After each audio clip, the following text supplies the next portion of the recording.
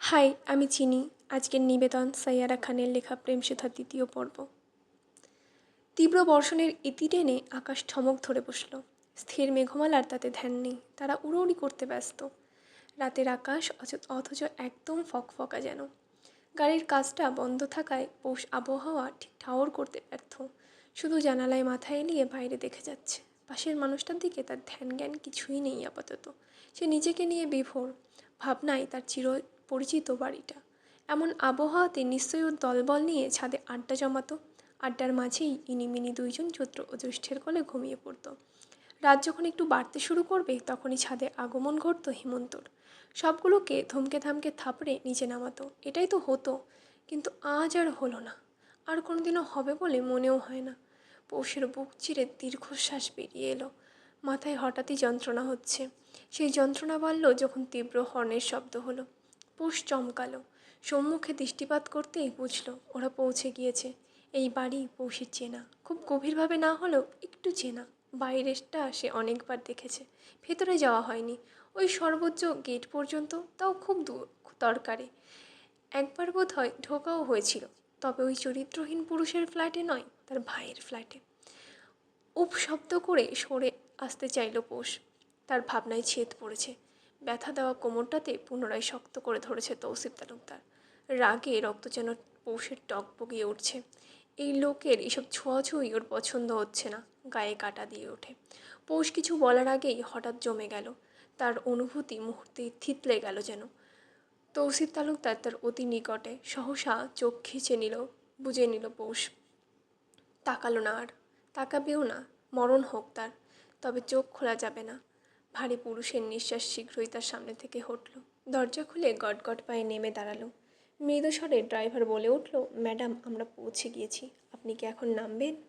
ফট করে চোখ মেলে অবাক দৃষ্টিতে তাকালো পৌষ। এদিক ওদিক তাকিয়েও যখন কাঙ্ক্ষিত পুরুষটাকে দেখল না, তখন শাড়ি সামলে বেরিয়ে এলো।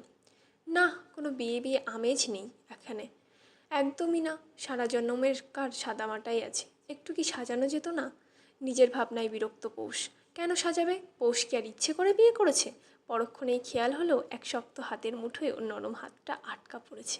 লোকটা তাকে তাকানোর বা বোঝার সময়টুকুও দিল না। তার বড় বড় পায়ের ধাপে পা মেলাতে বেশ বেগ পোহাতে হলো পৌষের। শাড়ি পরায় সেই ঝামেলা বাড়ল একটু। এক প্রকার হুমড়ি খেয়ে পড়ল নিচে, অথচ তার ডান হাতটা এখনও তৌসিফ ধরে আছে। পড়া মাত্রই যেই না পৌষ কান্নার সুর তুলবে, অমনি তাকে ফট করে কোলে তুলে নিল তৌসিফ। কান্নার সুর তো দূরে, ক উচ্চারণ করার সময়টুকুও পেল না পৌষ। বড়ই আফসোস হলো তার।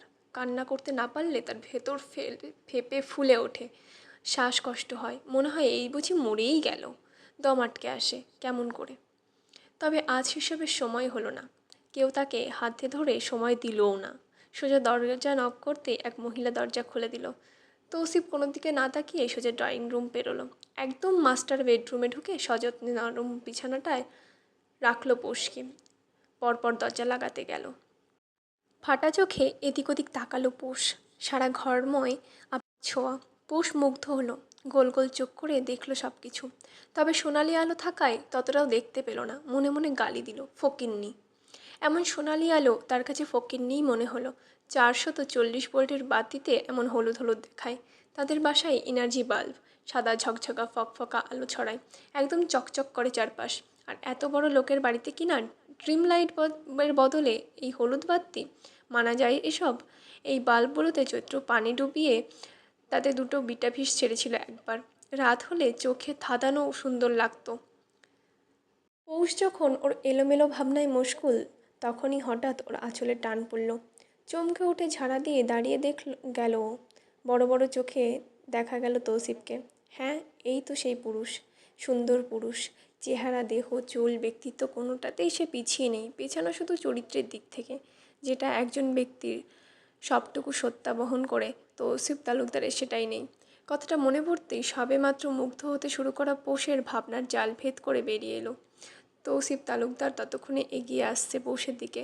এই একা বাড়িতে বন্ধ দরজার ভেতরে পৌষের সকল সাহস পালালো। তার নজরবন্দি হলো শুধু হলুদ আলোয় আলোকিত এক সুদর্শন পুরুষ, যে এগিয়ে আসছে পৌষের দিকে। পৌষ যেন এই মুহূর্তে বাক শক্তিও হারিয়ে ফেলল। শুধু ফ্যালফ্যাল করে তাকিয়ে রইল তৌসিফ তালুকদারের দিকে। তবে কি আজই তার জীবনের সবচেয়ে বড় বড় দুটো ধাক্কা একসাথে খেলো? হেমু, বাবার ডাকে হেমন্ত তাকালো। ছাদে একা দাঁড়িয়ে সিগারেটে টান বসিয়েছিল মাত্র, দুটো টান দেওয়া হয়েছে সবে। এমনটা নয় সে লুকিয়ে লুকিয়ে খায়, সবাই জানে, কিন্তু ততটাও অভদ্রতা হেমন্ত দেখায় না যে বাপ চাচাদের সামনে সিগারেট টানবে। তাই তো জ্বলন্ত সিগারেটটা নিচে ফেলে পা দিয়ে পিষে ফেলল। জ্বলন্ত আগুন নিমেষেই বুঝে গেল, শুধু বুঝলো না হেমন্তর বুকের আগুনটা। ওর বাবা ওর পাশে এসে দাঁড়াতেই হেমন্ত মাথা নিচু করেই বলল, কিছু বলবে? আর কিছু বলার আদৌ বাকি আছে? সেটা তো আমি জানি না বাবা, নিজের যা ইচ্ছে হলো করলে তুমি, এখন বলছো বলার বাকি আছে নাকি নেই? শুধু আমার একার ইচ্ছেতে এটা হয়নি হেমু, তুমি জানো সেটা, পৌষ আমার দায়িত্ব। তাচ্ছিল্য হাসলো হেমন্ত, বলল, দায়িত্ব বরাবর পালন করেছো বাবা, গুড নাইট। বলে এক মুহূর্ত অপেক্ষা করলো না হেমন্ত, গট গট পায়ে নিচে নেমে এলো। এই মুহূর্তে তার সহ্য হচ্ছে না তার বাবাকে। নিচে সোজা পৌষের রুমে ঢুকলো হেমন্ত। ঢোকা মাত্রই চমকালো, 5 বাদর বসা এখানে। এর মধ্যে দুটো ঘুমে কাদা, পিহাও ঢুলছে। জ্যৈষ্ঠ আর চৈত্র সোজা পুরোপুরি। এদের সন্ধ্যা থেকে দেখা যাচ্ছিল না। মাতান জামাচ্ছে তারা তাদের ভালোবাসার একমাত্র বোনের জন্য। পৌষ এই বাড়ির কী তা প্রতিটা ইট জানে, প্রতিটা জান জানে, অথচ চঞ্চলা পৌষটাই এখন নেই। থাকলে এখন দৌড়ে হেমন্তর কাছে এসে আবদার জমাতো। রাত হলেই তার হাজিবাজি খেতে মন চায়, তার নাকি ভয়ঙ্কর ক্রেভিং হয়। না জানি পৌষটাকে খেলো, ওখানে কি কেউ জানে? দিনভর না খাওয়া পৌষ রাত হলে ক্ষুধায় কেঁদেও ফেলে। তার যে ঝুড়ি ঝুড়ি আবদার, কে পূরণ করবে সেগুলো? তৌসিফ তালুকদার কি তার খবর রাখবে, নাকি পৌষটাকে শুধু স্ত্রীর দায়িত্বই পালন করতে হবে? আপনারা শুনলেন সাইয়ারা খানের লেখা প্রেমসুধার দ্বিতীয় পর্ব। আশা করি আপনাদের ভালো লাগবে। ভালো লাগলে অবশ্যই সাথে থাকবেন পরবর্তী পর্বগুলোর জন্য। আজকের মতো টাটা। ভালো থাকবেন, সুস্থ থাকবেন।